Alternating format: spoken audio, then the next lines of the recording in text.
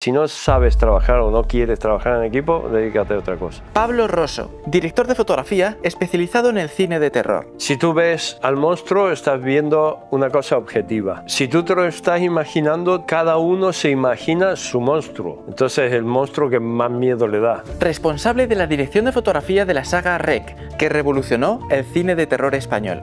Trabajando en otros proyectos como Mientras duermes, 30 monedas, Verónica y muchas más. Al espectador hay que mostrarle los bits de información necesarios para que entienda la historia. Una conversación donde se profundiza en las claves del cine de terror, la influencia que tenemos sobre la experiencia del espectador y el uso del lenguaje audiovisual como herramienta para apoyar esa experiencia. Eso que te acabo de decir es el tronco fundamental de la fotografía de REC. Claro, REC está contenida en el género de found footage, ¿no? Que es el contenido, para quien no lo sepa, es un género en el que la propia película es como la propia grabación que graba un personaje, digamos, ¿no? ¿Cómo es enfrentarte a este tipo de estilo visual, de found footage? Bueno, por lo pronto, como punto de partida, me parece, se me ocurre ahora, es que tiene que ser creíble, digamos, ¿no? Que tiene que convencer, que cumplir, digamos, su primera función, que es que el espectador piense que eso es algo que alguien ha encontrado. Entonces, parte de esa credibilidad tiene que ver con, a lo mejor, con el que no parezca profesional. Pero el que no parezca profesional tiene, para que cumpla su función, tiene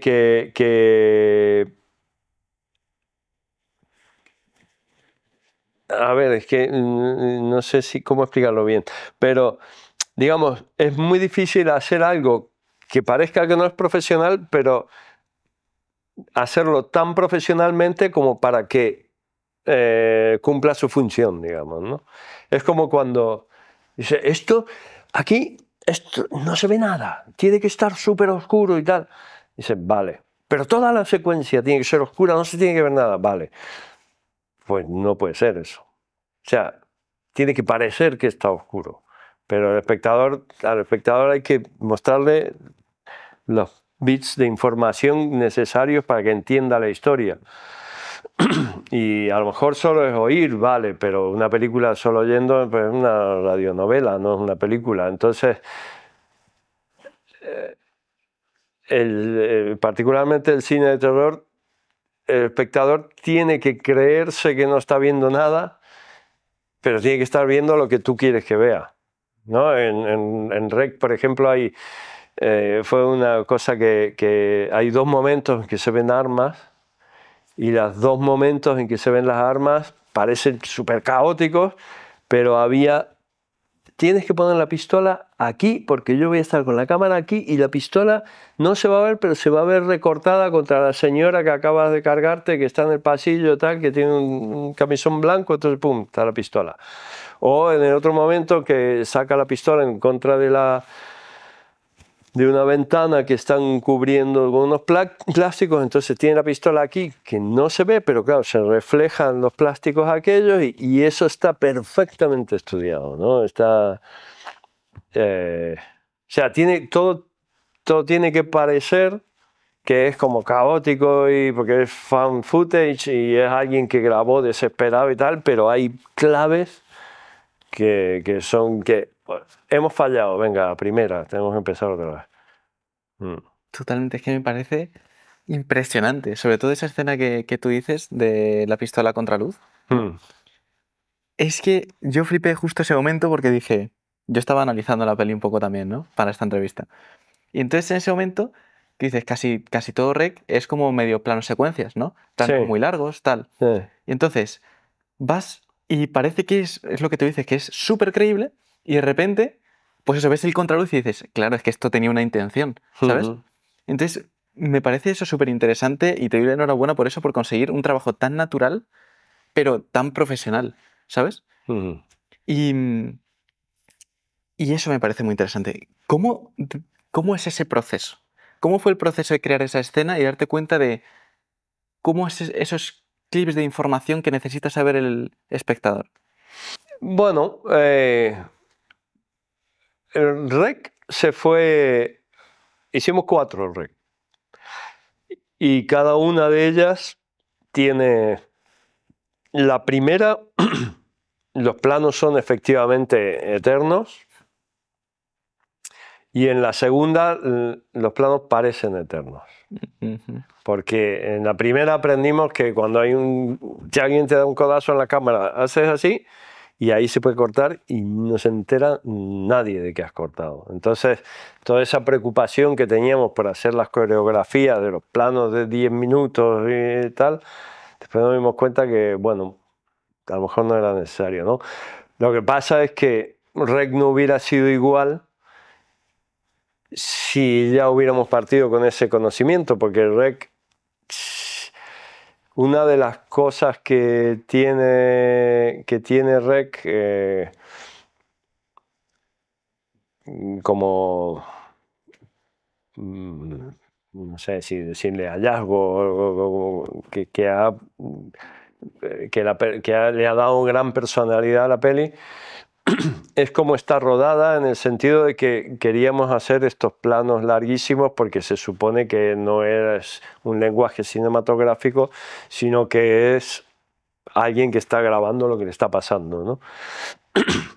Entonces, ¿eso qué nos obligó? Nos obligó, bueno, varias cosas nos obligaron a varias cosas que acabaron siendo rec. Y es que, por ejemplo, rodamos en un edificio en la Rambla de Cataluña, que es un sitio donde no te dan permiso para hacer nada, porque es un sitio que no puedes cortar para poner, o es muy difícil cortar para rodar una película, porque la lías en Barcelona, y toda la película transcurre de noche, pero había una niña pequeña, entonces no se podía rodar de noche porque había una niña pequeña. Entonces lo primero que dijimos fue, bueno, pues habrá que volver el edificio en tela negra, hacer una caja para que no se quede pegada a las ventanas, o sea, una movida impresionante. Y producción dijo que ni hablar de eso, primero porque no había permiso y segundo porque era carísimo. Y una de las consignas era que la peli tenía que ser barata. Entonces, vale, tenemos que rodar de noche. Entonces el método que se utilizó fue, vamos a llegar por la tarde, ensayamos todos estos planos eternos que tenemos que hacer. Cuando empieza a anochecer cenamos y nada más ha empezado a hacer de noche, rodamos hasta las 4 de la mañana, no me acuerdo. O sea, era desde que se hacía de noche hasta que pasaban las 10 o 11 horas de rodaje, las que fueran.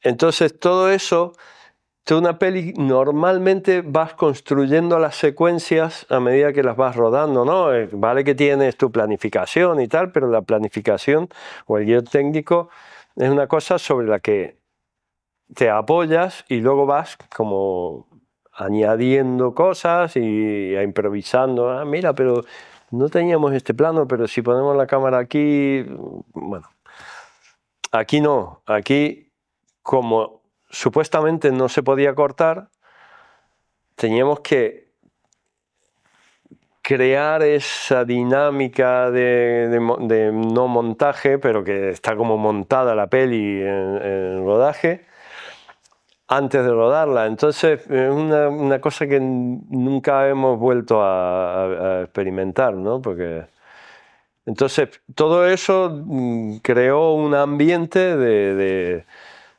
¿qué estamos haciendo aquí? Que bueno, era muy excitante, muy divertido. Yo te contaba antes que incluso alguien un actor de la peli llegó a preguntarme a mí un día así entre nosotros, ¿tú crees que esto lo van a estrenar algún día? Como diciendo, esto que estamos haciendo, ¿qué estamos haciendo aquí, no? Y mira, pero esa misma incertidumbre era como muy, muy estimulante. Yeah. Qué guay. Y es lo que tú dices, que el nivel de planificación tuvo que ser... Pero mira, volviendo tiene que parecer, pero claro, aquello tenía que parecer el caos, ¿no? Estábamos grabando el caos. Pero claro, estábamos grabando el caos, imagínate, en la escalera, ¿no? Tú lo has visto en la peli y mucho ocurre en una escalera. Estaba yo con la cámara, los 4 o 5 zombies de turno, Manuela, el bombero, no sé qué, tal y cual. La persona que llevaba el sonido, los efectos especiales que tenían que soltar el chorro de sangre por el tubito que tenía pegado no sé quién en el cuello, yo qué sé, los de efectos especiales que tenían que tirar también un muñeco para que cayera por el hueco. O sea, había 10.000 personas ahí y todas esas personas tenían que saber exactamente cuándo yo me iba a girar para allá. Entonces, a lo mejor el sonidista que estaba aquí, yo decía, cuando ocurra esto, bueno, yo, el Dino, lo que sea, cuando ocurra esto, tienes que girar la cámara, con lo que esta persona tenía que pasar por debajo mío y ponerse por el otro lado. O sea, era todo un alrededor de la cámara. Y si la cámara estaba viendo esto, todo lo que pasaba fuera de cuadro era como... Claro, y eso tenía que estar perfectamente sincronizado, porque si no, no... Pero claro, llegábamos por la mañana y esa sincronización evidentemente no sabíamos cómo iba a ser. Entonces, bueno, por la mañana o por la tarde, llegábamos y teníamos que construir toda esa sincronización y algunas cosas se improvisaban también y yo qué sé, a Manuela había veces que los dires en la toma 1 le decían, no, y ahora te va a salir alguien por aquí y resulta que sabíamos que iba a salir por aquí, por el otro lado, para pillarla desprevenida o yo qué sé, cosas así, ¿no? Qué guay. Y también una cosa muy interesante es que tú operaste la cámara. Sí. O sea que, claro, es que como es found footage, es como tú eres el actor también. Sí. ¿No? ¿Cómo? Me interesa mucho saber cómo se operó esa cámara. ¿Cómo operaste tú para dar el sentimiento o la emoción de una persona que está ahí, que se encuentra en esa situación? Sí, bueno, lo primero, hay una cosa que si alguien ha visto el making of va a ver que la cámara va en una especie de anillo. Pues no lo he visto. Pues eso fue un día que lo probamos y justo estaba la persona del making of y fue como, esto no vale para nada, afuera. O sea, no se usó eso. Y la cámara yo la tenía, probamos muchas maneras, pero claro, esta era una cámara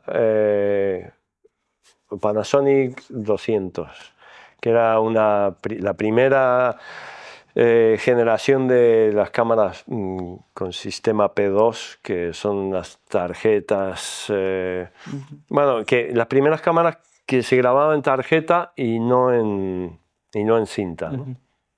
Y era, la verdad, vamos, yo adoro esa cámara y daría cualquier cosa por conseguir ese ejemplar con el que hicimos el rec, lo pondría en mi salón, en una vitrina, porque... Bueno, pero esa cámara es Handycam, está preparada para tener la mano en esta posición, porque está hecha para noticias, para... Entonces, pero claro, pasarte rodando una peli con la cámara en esta posición y mirar para arriba, para abajo, y, me hubiera acabado con la muñeca atrofiada. Entonces, en un momento se nos ocurrió ponerle un asa debajo, un mango, y entonces la cámara yo la llevaba en esta posición, ¿no? Estaba la cámara aquí y la cogía por aquí. Porque yo, de joven, otra cosa que hice fue trabajar en noticias. pero trabajábamos con unas cámaras que eran unos trastos inmensos y el grabador iba aparte y tal. Pero esas cámaras tenían un mango, en vez de tener como son ahora el mando de zoom en la óptica integrado, que es muy ergonómico para esto, en aquella época tenían como un mango de pistola aquí debajo de la óptica. Y yo me acordé de eso y digo, coño, vamos a probar. Y compramos primero un tripodito de estos del Photoprix. Y fue como, muy bien, muy bien. Y se rompió, salió volando la cámara. Al final, claro, al final ya hicimos una cosa con maquinistas un poco mejor hecha y no era más que un mango. Entonces yo llevaba la cámara como si fuera una pistola, digamos. Entonces, claro, eso era como, al ser una cámara muy ligerita, claro, yo no me atrofiaba la muñeca y fue como un hallazgo, porque, claro, la libertad con la que movías la cámara era como... Y aparte del hecho de que era una cámara de ese tipo, ¿no? Porque luego Rec 2 la hicimos con una cámara de hombro, que ya tiene otra estabilidad, ya es otra cosa, pero claro, no tiene la agilidad que por momentos en Rec al principio es como, hostia, tío, nos estamos pasando un poco, ¿no? Yo cada vez que la he vuelto a ver hasta que cae hasta que cae por el hueco de la escalera del bombero, hay un momento que dices, no sé yo si no nos hemos pasado, pero bueno, es parte del caos que estás contando, o sea que está bien. ¿Y tú, al operar esa cámara, cómo, o sea, tú cómo la operas, me refiero? ¿Te metes en la historia y tú piensas, va, soy un reportero, tal, y tú vas por ahí? ¿O qué tienes en la cabeza? Porque claro, tú puedes moverlo así o puedes decir, vale, quiero que el movimiento sea más natural y me lo pongo más en el cuerpo y que vaya con mi cuerpo. ¿Cómo fue eso? Bueno, eso y muchas otras cosas.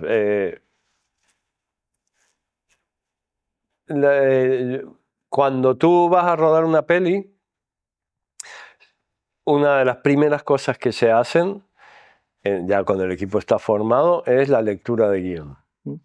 Entonces, y hay dos lecturas de guión. Una, con el plantel con el plantel actoral, entonces el director o los directores o las directoras pues leen el guión con los actores y tal, y tú a veces estás ahí como diré foto, pero estás mirando, tú observando y tal, y ellos están ahí a su tema. Y luego está la lectura de guión con el equipo técnico, entonces pues se lee el guión otra vez y entonces, y aquí en este momento cae el bombero por el hueco de la escalera, entonces, vale, paramos. Entonces los que tiran al bombero dicen, bueno, nosotros vamos a necesitar aquí un muñeco, no sé qué, o yo qué sé.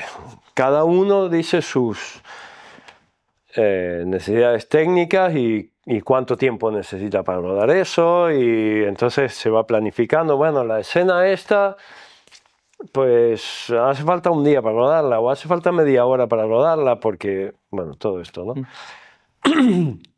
Pero a mí me tocó, el primer shock que tuve fue que la primera lectura de guión fue con los actores y no con los técnicos, porque yo era un actor. Entonces, claro, fue como, ¿yo qué hago aquí?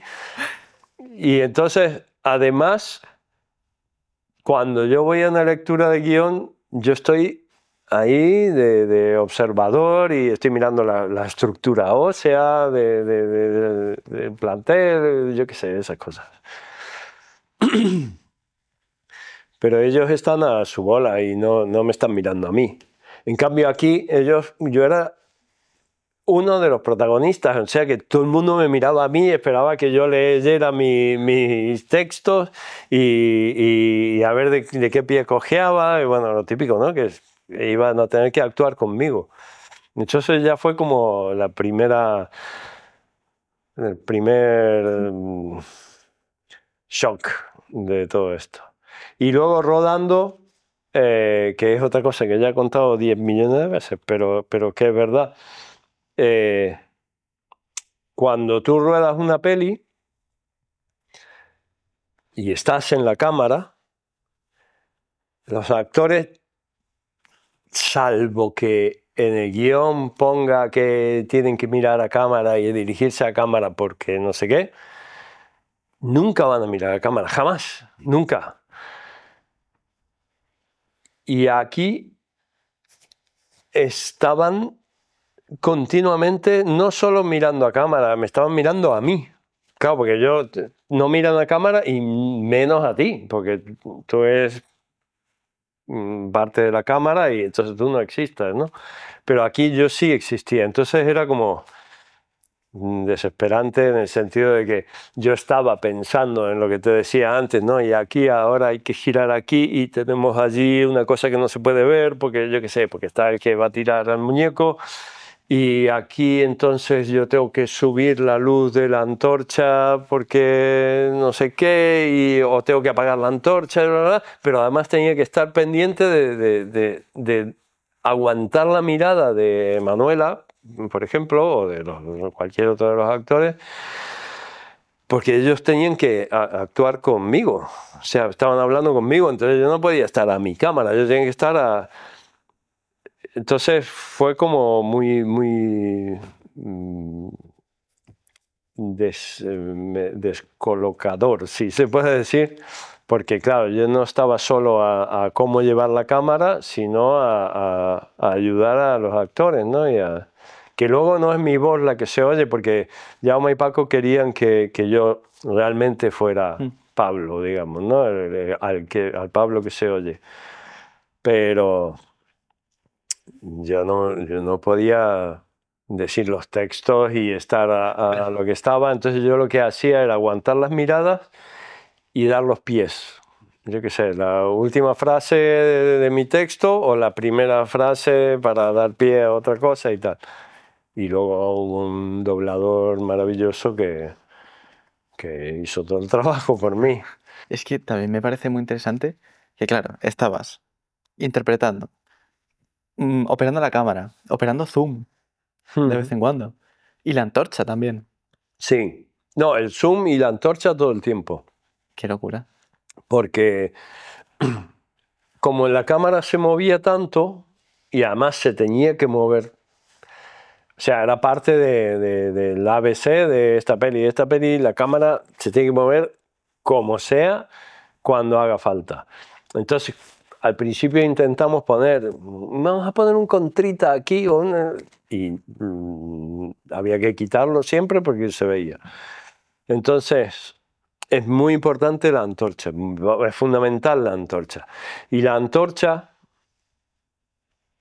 había que irla regulando porque en vez de trabajar con el diafragma, que esa cámara tiene un mando de diafragma muy poco...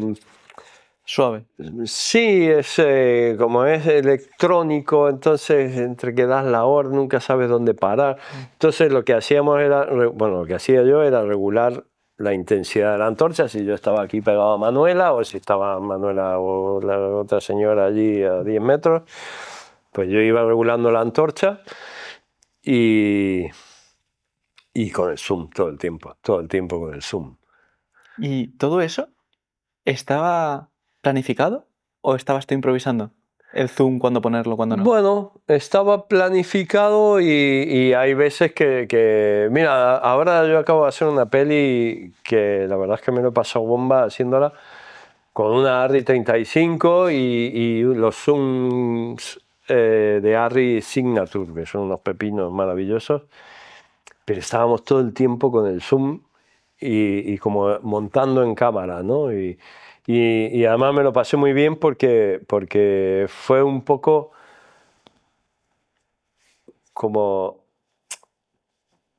volver a aquel rodaje de Rec, ¿no? En que todo el tiempo cámara en mano y zoom, ¿no? En esta que es Arachnid, no, de Ángel Gómez, no teníamos antorcha, pero por lo demás... Qué guay. Sobre todo el tema de la antorcha, me parece que era, o sea, que es eso, ya te lo he dicho, pero es que todo confluye en la narrativa súper bien. Y la antorcha, a mí, no sabes lo que me ha metido en la historia la antorcha. El hecho de que cuando un personaje esté cerca, se le ilumine y esté blanco, como que está, cosas como que te impacta y dices, hostia, que está aquí al lado, ¿sabes? Entonces, eso está súper bien. Te quería preguntar por la cámara. ¿Cómo elegiste esa cámara? ¿Cómo fue el proceso de decir, esta es la indicada? Pues fue un proceso bastante exhaustivo, digamos, ¿no? Había una consigna, tiene que parecer una cámara de televisión, vale, que sea una cámara de televisión, vale. Y entonces, ¿qué cámara? ¿De hombro o de mano? No, de mano para que sea más, vale, entonces todas las de hombro fuera. ¿Qué cámaras de mano hay? Pues probamos una JVC no sé qué, la Panasonic esta, una Sony no sé cuánto. Probamos más o menos todas las opciones que había, haciendo pruebas nos fuimos ahí, que ya se sabía que íbamos a rodar ahí en la casa esta. Y nos pusimos ahí a correr detrás de Manuela, que Manuela estaba por ahí también, no, estaban Jaume, Manuela no estaba, estaban Jaume y Paco. Y por ahí tiene que estar ese material con las distintas cámaras y rodamos en movimiento, en quietos, en tal. Y después viendo en proyección, eso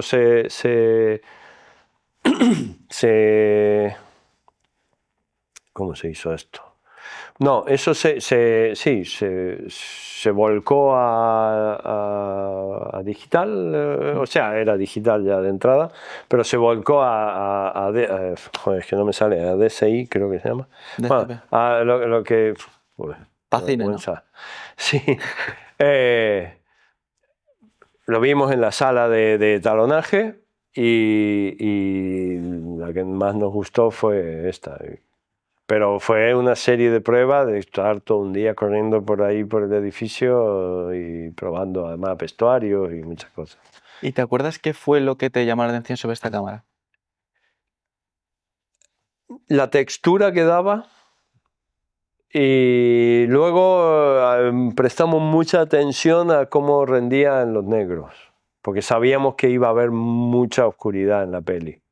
Entonces, uno de los focos de atención, si no el que más, probablemente el que más, era cómo rendía en los negros. Y esta es la cámara que mejor funcionaba en los negros. Y además, a mí se me ocurrió una cosa que funcionó muy bien, por suerte, que yo siempre digo que hicimos como en aquella época, esta cámara no tenía una opción de rodar en logarítmico.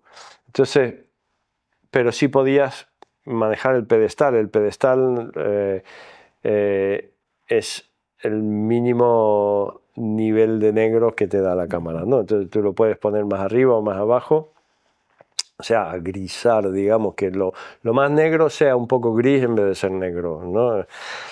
Entonces hicimos una especie de falso logarítmico que nos ayudó muchísimo. Entonces lo llevábamos todo hecho una baba y luego en postproducción se colocaba el negro en su sitio, ¿no? Y eso fue probablemente lo que más nos convenció de esta cámara, su gestión de los negros.